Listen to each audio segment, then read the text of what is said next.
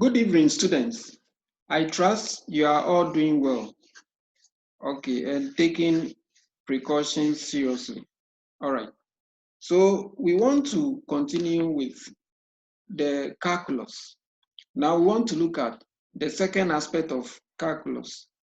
In our previous lecture, we looked at calculus 1, and specifically we're looking at integration, which is the reverse of differentiation or antiderivatives. We got to also know that integration is made up of two different types. That is where you have the limiting conditions, such as the lower and upper limits given, or where you don't have the limits and you need to determine the integration and introduce an arbitrary constant. Now, that type, we got to know that we use it to determine the total cost function, which is actually made up of the variable cost and the fixed cost. So when you introduce the constant and then you are given the limiting conditions in the transaction, you substitute to determine the unknown value, which is the arbitrary constant. And at the end of the day, that will give you your fixed cost value. The same applies to the total revenue function. But then we know that the total revenue function, if you want to plot it on the graph, it starts from the origin, because if you have not sold anything or if you have not produced anything, you don't earn revenue. But the total cost function begins, no, it doesn't begin from the origin because of the fixed cost component. Okay, so we've gone through all this. And we also realize that there are some of the functions that are quite difficult to integrate. And you need to go through certain processes, making some assumptions about a function before you can integrate it. Now, we also have some functions that they are very complex to integrate, although you can get to the end, but then we also have procedures that we can use, that is short way, what we call shortcuts, in finding an approximate value to that same integral. So here, today's lecture, we are going to look at what we know, what we actually call approximation. That is using an approach that will approximate the value of the integral. So quickly, let's look at our objectives. Now we have three main objectives here. So we need to understand the importance of approximating techniques for integration. And normally we have two main approaches. That is the trapezium rule and the Simpson's rule. Now the trapezium rule is based on the trapezium. We all know a trapezium to be a quadrilateral having four sides. But then one side is slanted like the way triangle is. So when you look at the formula for a trapezium, it is just like that of a triangle, except that it deals with the two other sides. So that makes it different. Then for the Simpson rule, then we apply the area under a parabola to determine the value of the integral. So here, the emphasis actually is on approximation. Approximation because the value that we will get by using these two approaches will not be the same as if you should evaluate the integration using the direct integration to evaluate the function. So there could be some small differences, which is normally infinitesimal, that is very, very small. Okay, so let's get started. Now, we know the difference between a definite integral and indefinite integral. So assuming you want to determine a function which is of indefinite, right? An indefinite integral. Let's say y is equal to f of x dx. You want to evaluate this integral. What it means is that then you must get a function that is differentiable. So you need to get a corresponding differentiated function such as f of x. But this is not possible in all circumstances. So, but then the the definite integer that you want to evaluate, which has limits, let's say from smaller a, lower level a to upper level b, that is a definite integer. So if you want to evaluate it, because it has a number, it is an integer that has a value equivalent to the area under a curve. So we can determine the area under the curve, and then we use it as an approximation to the actual value if we should integrate it through the normal integration. Okay, so let me introduce a new slide, right? And then let's see. Okay, so assuming we have, so let me draw this diagram, this curve. Assuming we have a curve like this. Okay, so this is so this is the y-axis.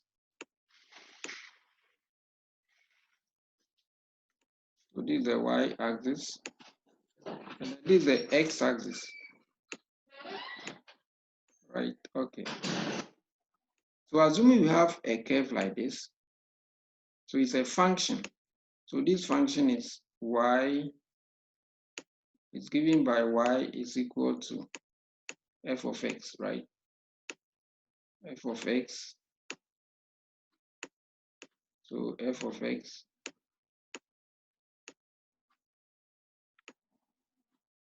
okay, so f of x. And then this is the area that we want to find. We want to find the area. So this is the integral. So the integral is here. So this is the integral sign, which is the definite integral of a as a lower value, and then to b as the upper limit. So f of x dx. So f of x dx. Okay. So dx. Okay. All right. So the area is occupying a to b. Take note that it is the area that falls within the limit, the range a to b is what we are interested in.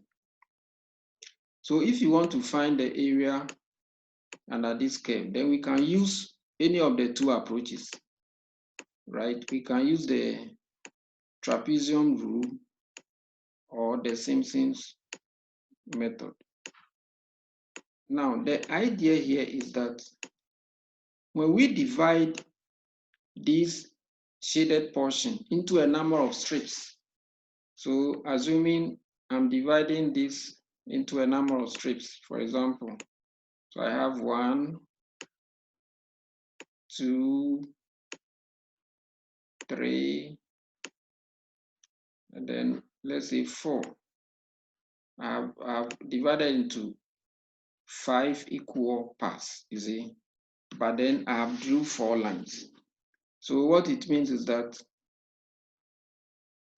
I will label this side, you see, so this will be y0, which is for strip 1. This will be y1 for strip 2. So this will be y3 for, sorry, y2 for strip 3.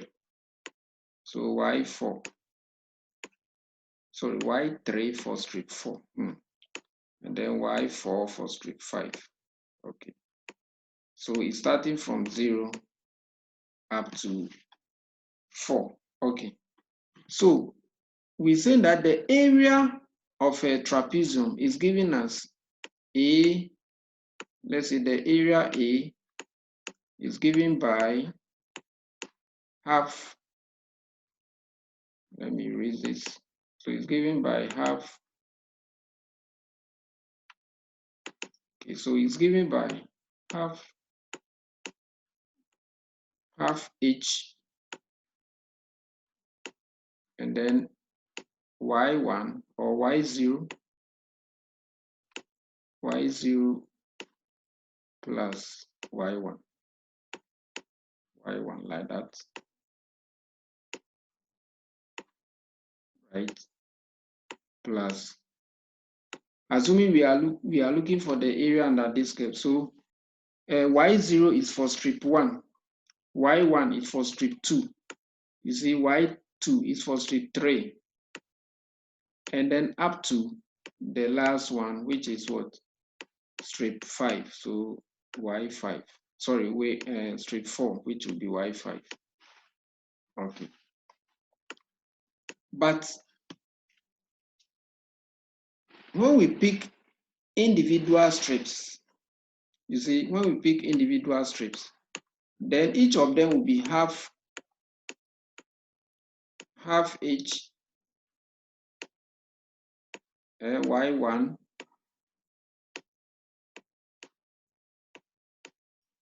plus half h, so plus half h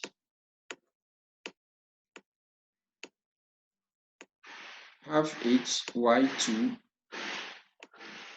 y2, you see, so half h y1, half h y2, half h y3, and so on. Okay, but the distance from A to here, you see, if you want to find the area for y0, it means that from y0 to y1, so we'll get half y0, so half h y0 plus y1, so plus y1. Okay, then the area for the second strip will also be half h y1, because it's from y1 to y2, so y1 plus y2, so like that. Then the area for strip 3 will also be half h, so half h y2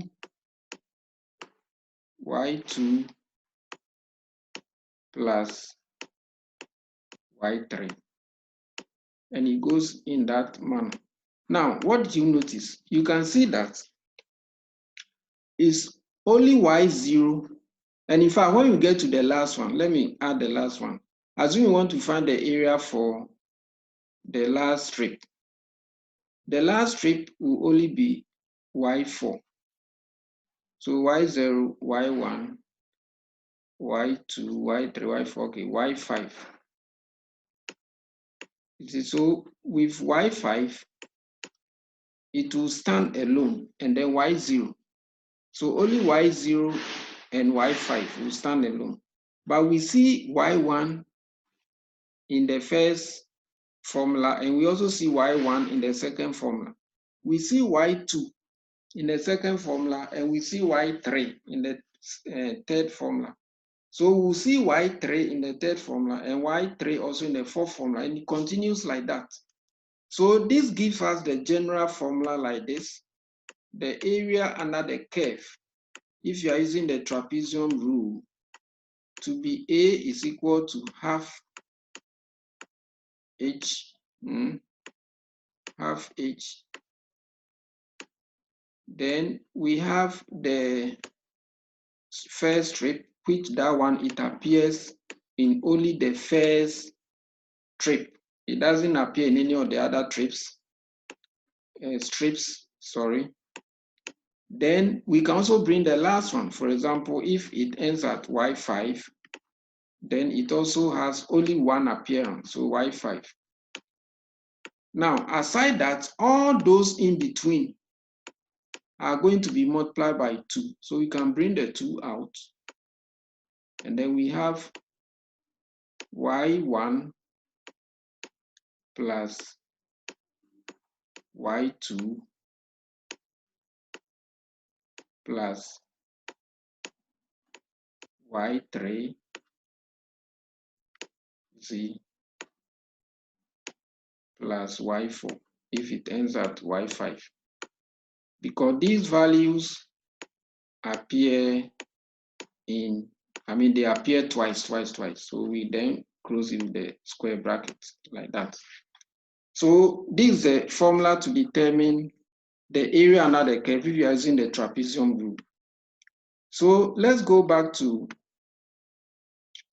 our slides. All right, so let me click back to the slides.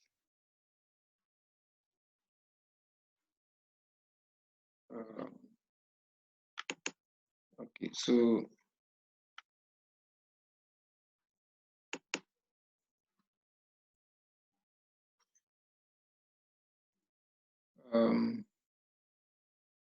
I need to go back to the slide, but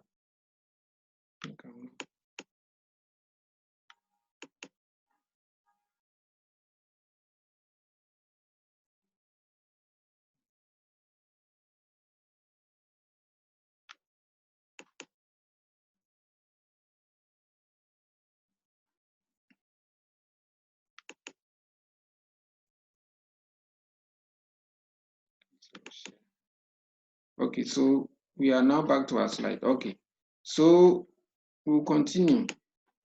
So let's look at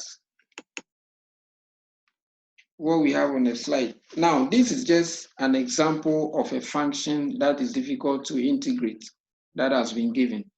So this one, we can use, or we can determine this one under area as an area under a curve using the trapezium rule.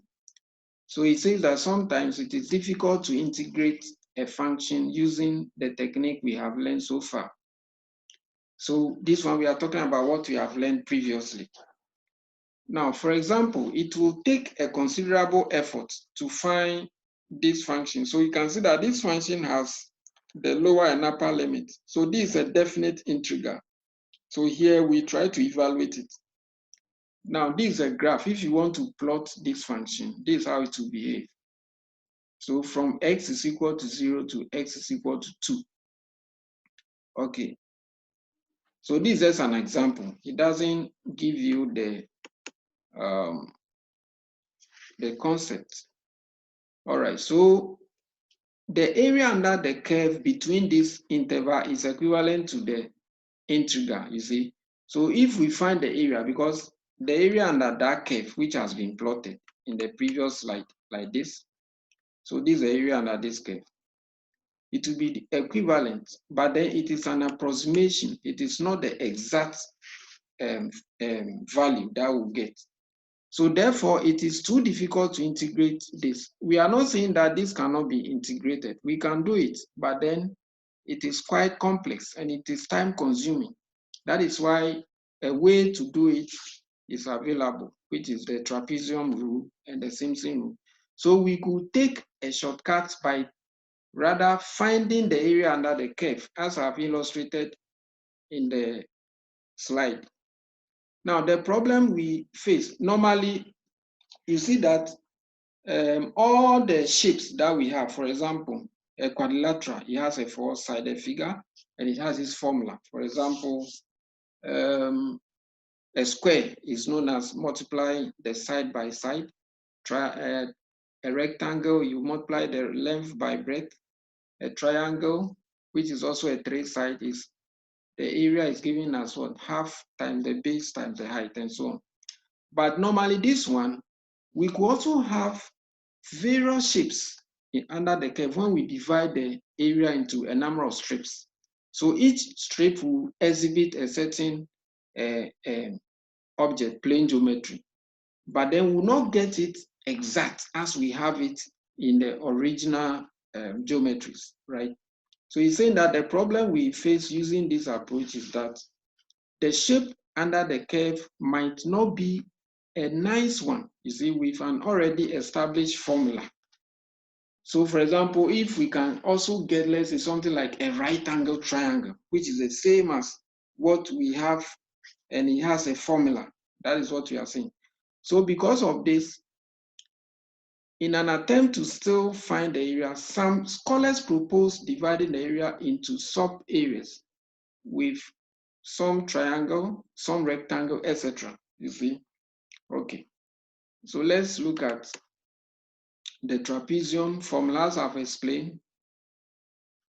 The trapezium rule, it says that the area is given as this, half times the h, and then times f1 plus f2, where f1 and f2 are the two sides, right? This is h. So given a curve as shown below, we could divide the area under the curve into a number of trapezius. You see, when we divide them into a number of strips, then we call each strip a trapezium of equal base. Find the area of each trapezoid and sum them together to get an approximate area under the curve. Note the emphasis on approximation. So here we do not use the equal sign, but we use the approximation. For example, this one should have been an approximated sign. Okay. Okay, so for example, if this is the curve, this one is divided into 1, 2, 3, 4, 5, 6, 7, 8. So 8 strips. So in that case, n will be the number of strips. So here, the equal interval h is b minus a over n, where b and a are the ends. You see, so here this is a, this is b. So over n, and n, where n is the number of trapezius. So here n will be 8. 1, 2, 3, 4, 5, 6, 7, 8. Are you okay? So when n is 8, it means that we are drawing 7 lines to divide it into 8. And A and B are the ends, I've already explained. So the formula is like this. Area is half H plus FA. You see that FA is the first strip. But all the others, they are multiplied by 2. You see, those between, they are multiplied by 2. And then the last one, FB, is also on its own, as I've already explained. Okay, so we'll look at how this is applied. Assuming we want to evaluate the integral y is equal to the integral of 1 over 1 plus x squared from 0 to 1 dx. So when you plot this integral on the graph, this is how it will behave. So basically, I want to find the area under this curve. So you can divide this one into a number of strips. But when you look at the numbering, the labeling here, it shows you that, or it tells you that the strips are 10. So 0, 1, 2, 3, 4, 5, 6, 7, 8, 9, 10. So 1, 2, 3, 4, 5, 6, 7, 8, 9, 10. Okay, so n will be 10 in this case. Now, A here is 0 because it's starting from this line. And then B is 1. So H will be 1 minus 0 over 10, which is 1 over 10. So that will be 0.1 for each strip. So you can see the solution here. So H is 1 minus 0 over 10, which is 0.1. So when X is 0, right, because the limiting conditions are from 0 to 1. So we put X is equal to 0. What will be the value for 1 over 1 plus x squared? So here, it will be 1 over 1 plus 0 squared, and 0 squared is 0. So 1 over 1 plus 0 squared, which will be 1 over 1, which is still 1. You see, we'll come to this column. Let me finish with this side. And here will be 1 over 1 plus 0.1 squared, which will be 1 over 1.1. So that will give you 0.990990 and so on.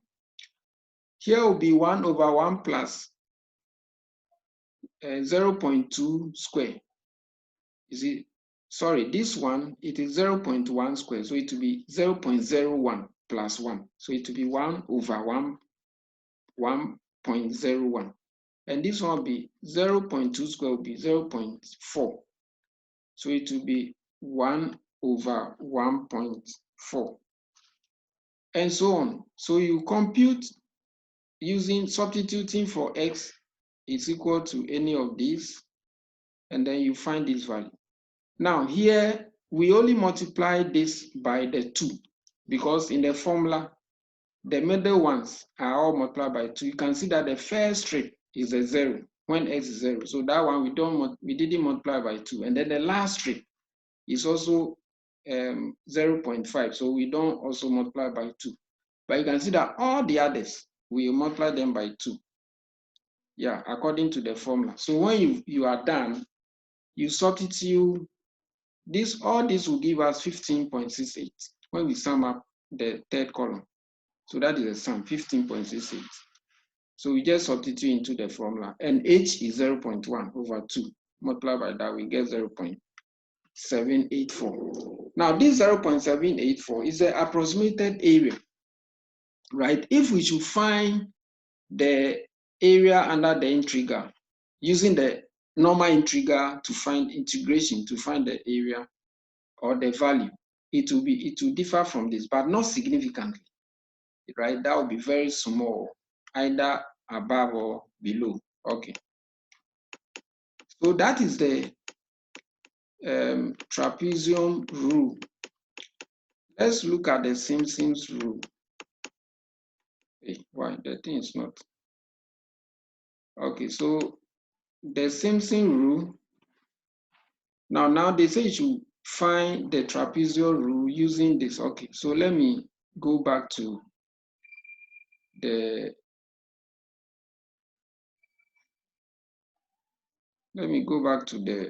whiteboard. I think I've deleted. Okay, so let me take a different whiteboard. Okay, so let me delete all these. First, let me delete them, I think, to get some space so that we can do that question. So y is e raised to or e raised to x squared is the function given us from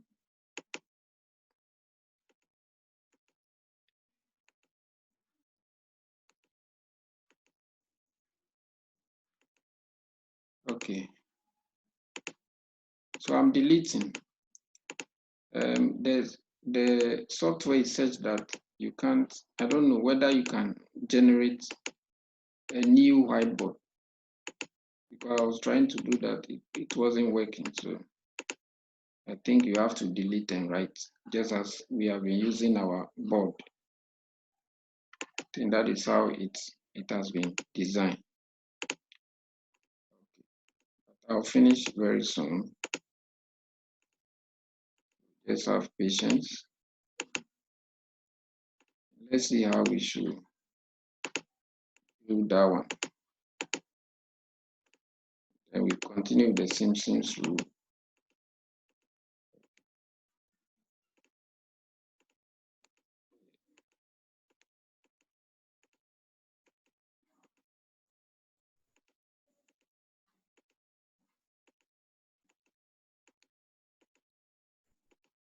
Oh.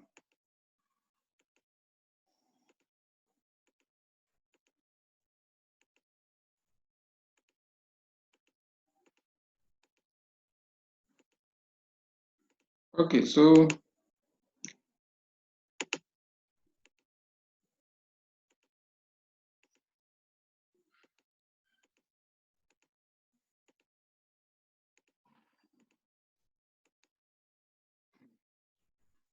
so the function is giving us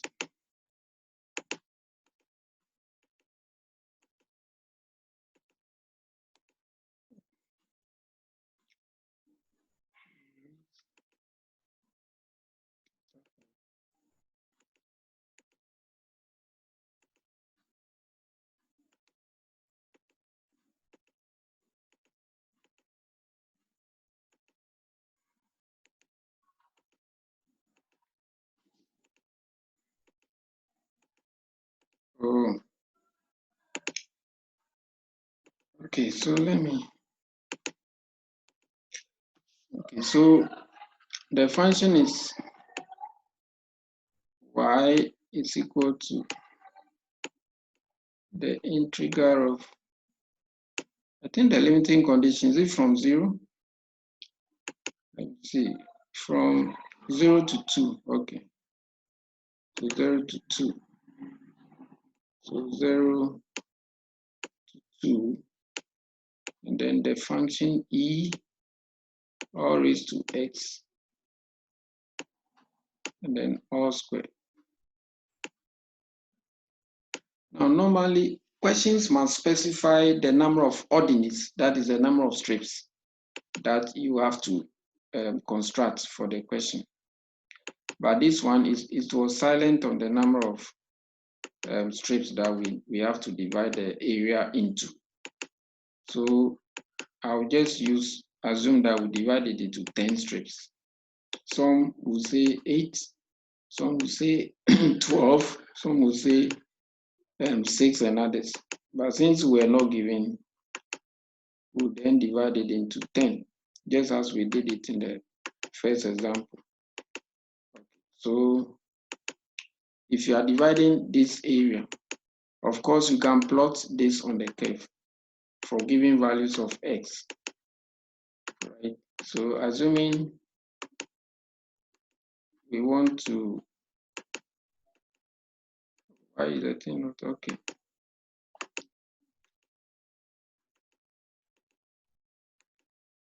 So deleting, I want a space, so let me delete everything so that we can have much space for the solution.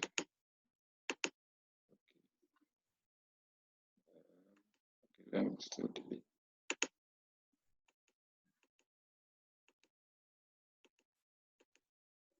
Oh my goodness.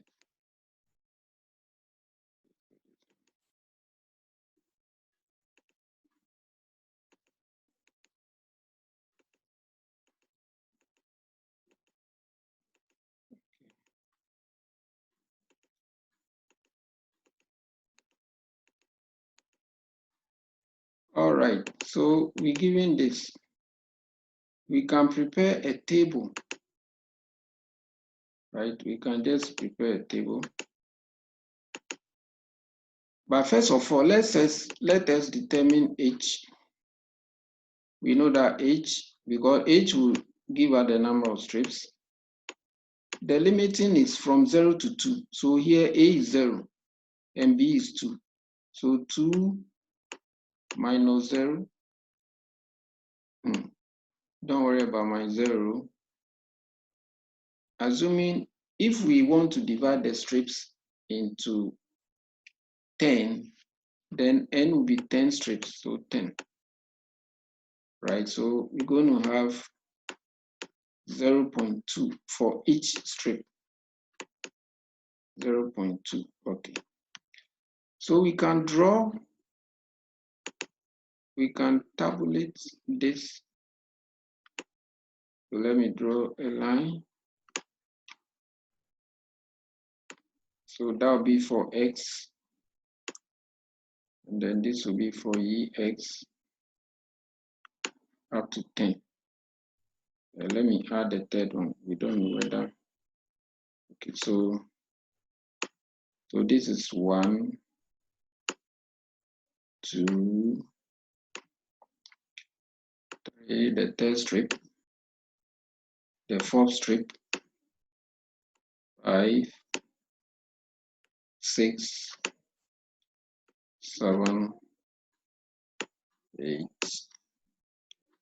and then 9.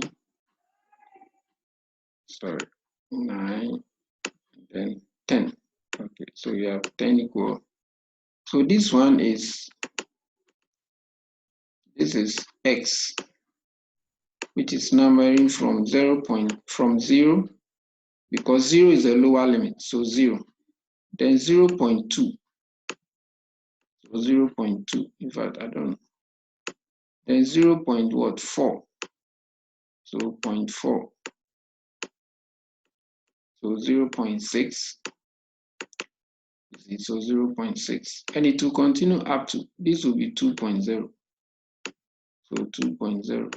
Because this will be 0.8, 1.0, 1.2, 1.4, 1.6. Oh, okay. I need to add one more. So this will be 0.8.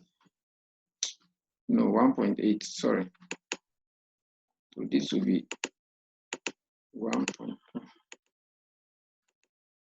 Wow.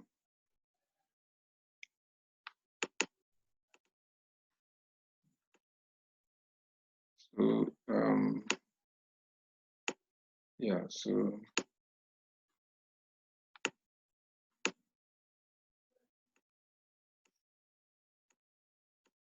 okay. So 1.8.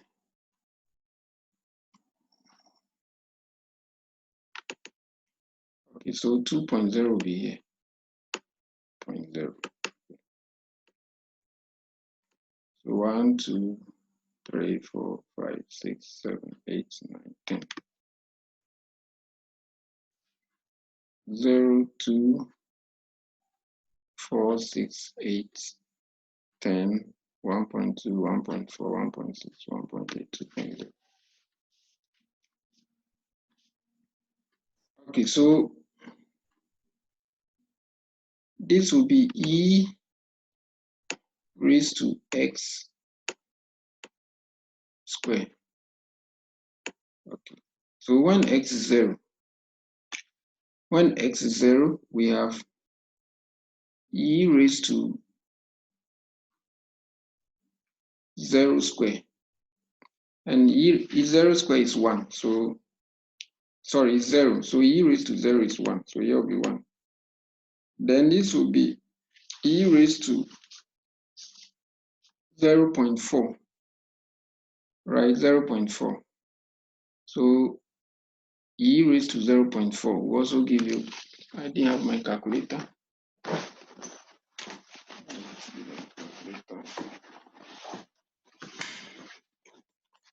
Now, the e, you need to use, depending on the calculator you're having, you go to second function, and then you press the in, so the e will appear.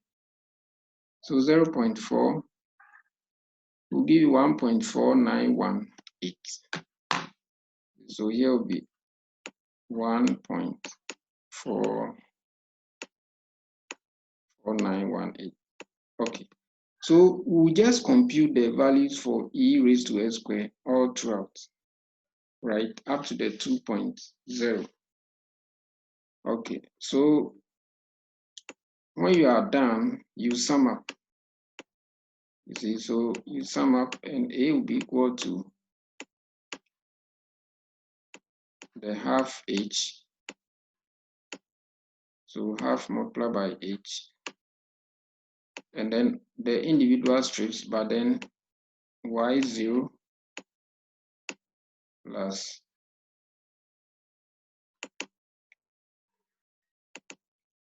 so y0 plus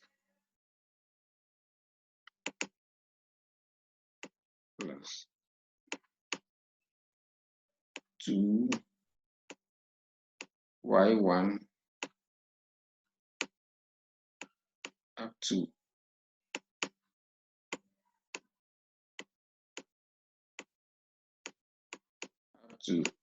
whatever you get at the tail end. But the last one will not be multiplied by 2. So maybe y10.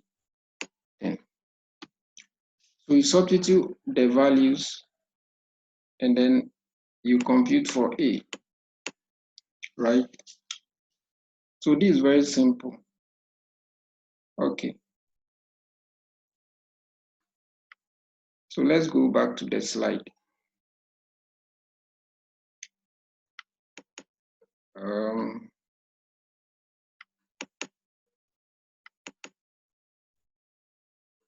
Let's go back to the slide. Let me delete this one. Okay, so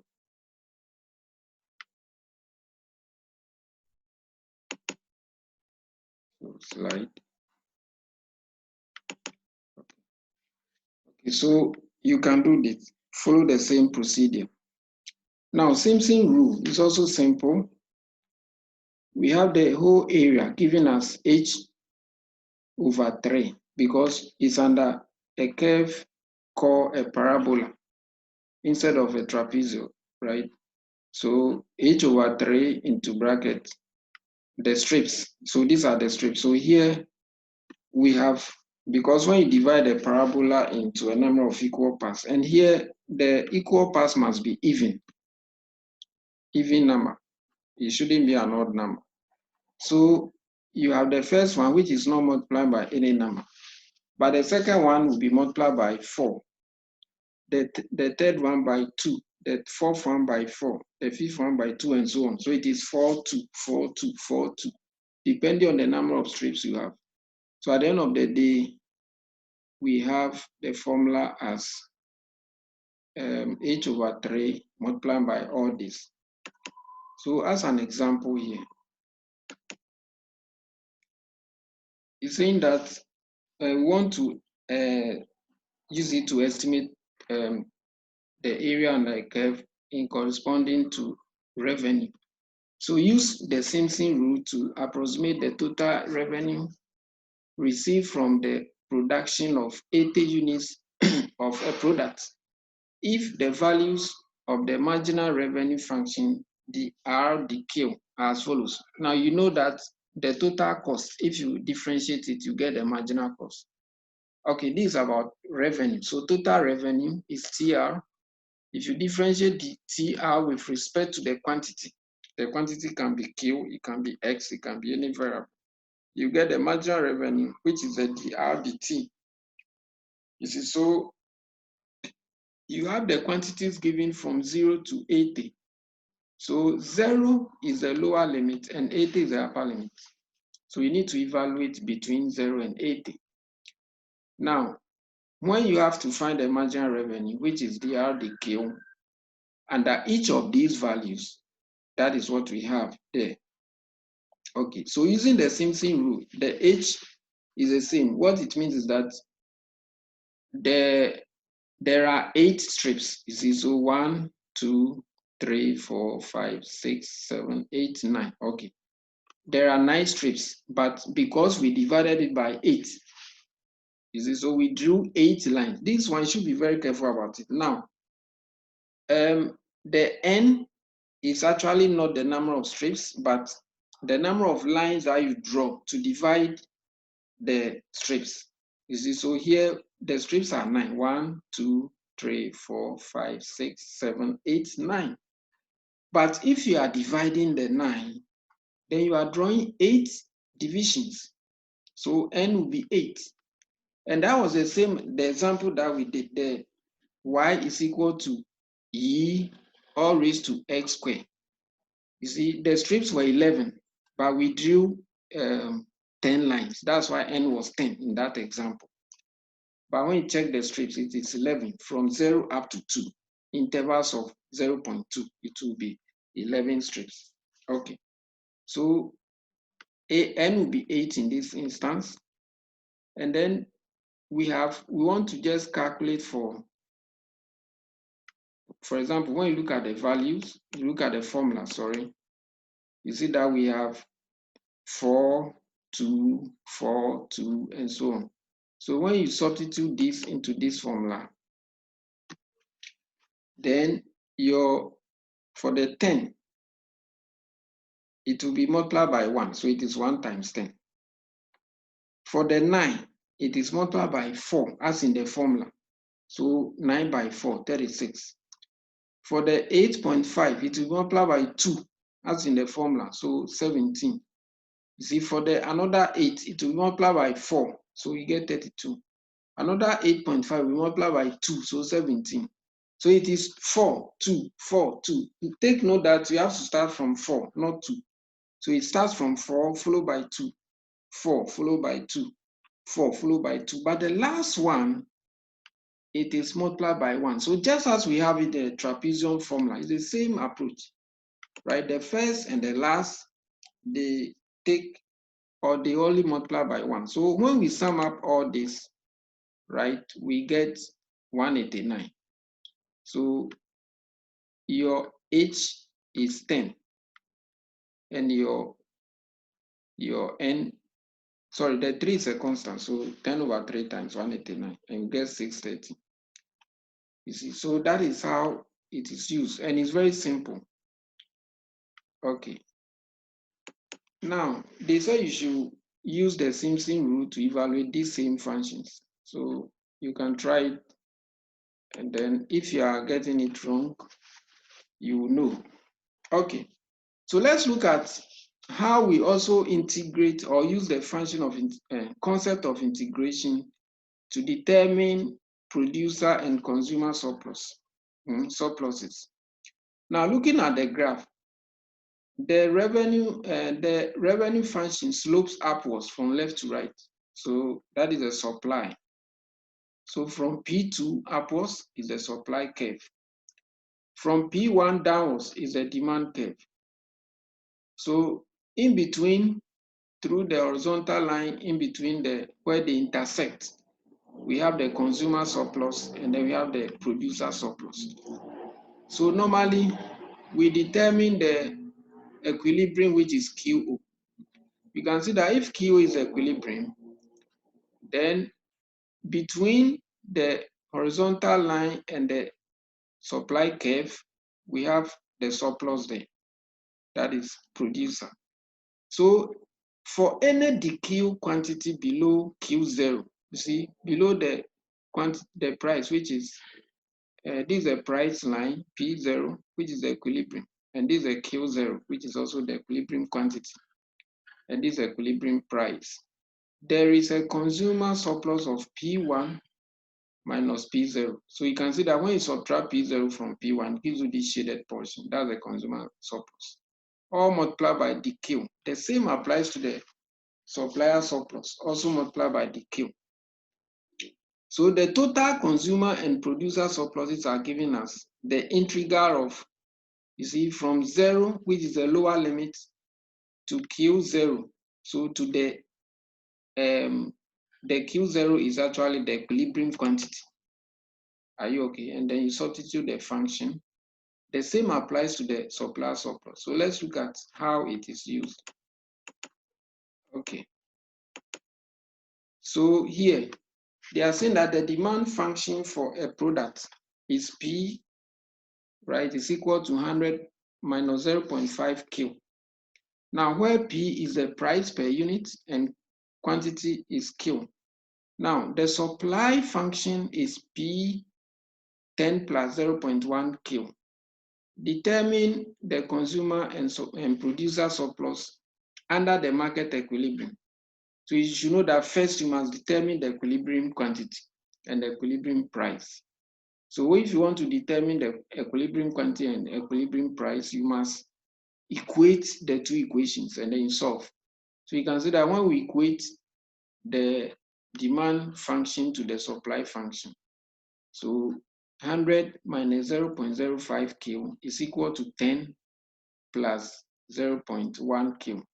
Now, if we group all those with Q at one side, it means that this negative 0.05 Q will come and add to the 0.1 Q, and that will give us 0.15 Q. And then the 10 will also cross to subtract from the 100, so it will be left with 90. So finally, we get 0.15 Q is equal to 90, and Q will give us 600 as we have it here. That is 90 over 0.15, 600. Then we substitute 600 into any of the functions to determine the PO. Of course, we have PO in the, any of the original functions. P is equal to 10 plus 0.1 Q, and then P is also equal to 100 minus 0.05 Q. So if you substitute Q0 is equal to 600, we'll get 70. So the equilibrium quantity and equilibrium price is 70. Now we want to determine the consumer surplus. So we find the integral, and this is a definite integral, right? Because we have the limits. So that is 0 to Q0, P1 minus P0, the Q. So what is P0? Now Q0, which is the equilibrium quantity, is 600. So we substitute there. So 0 up to 600. And the P1 minus P0 is normally the demand function. So that is 100 minus 0.05. And then we subtract the P0 from it, which is 70. So the Q. You see, so 70 will knock the 100, it will be left with 30. So when we integrate 30 as a constant, we get 30 Q. And this will give us 0.025 Q square. You see, and because we are evaluating, I don't think the constant shouldn't be introduced, right? We are evaluating, so there is no plus C. So this should be cancelled. Now, we are substituting the lower limit and the upper limit. So first we substitute the upper limit. So 600 will be substituted, and then we substitute for 0 as well. But when we substitute for 0, everything will give us 0 because we don't have any constant figure there. So the final figure is 900. All right. The same applies to the producer surplus. So we also evaluate it, we substitute, and then we get 18,000. Right. So that is one of the application of integration. All right. So I think that brings us to the end of this lecture. In our next lecture, we'll be looking at index numbers. Index numbers. I've seen it as indices. It's not indices, it's index numbers. Indices are different from index numbers. So have a good night. All right, bye.